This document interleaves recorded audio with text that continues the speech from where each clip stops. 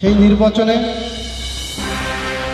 প্রতিদ্বন্দ্বিতা করছেন জননেতা শেখ হেলালুদ্দিনের আশীর্বাদ পুষ্ট আস্থাভাজন মোটরসাইকেল প্রতীক নিয়ে বাবু অশোক কুমার বড়াই।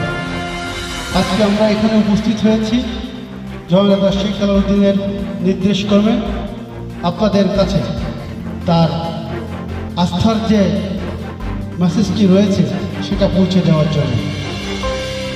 আপনারা জানেন আমরা চিতলমারীবাসী সকলে মিলে অসাম্প্রদায়িক চেতনায় বিশ্বাস করে সুখে শান্তিতে বসবাস করছি। আজকে যে প্রধান অতিথি তারই ছোট ভাই স্নেহ ভালোবাসা দিয়েই আমি তৈরি হয়েছি।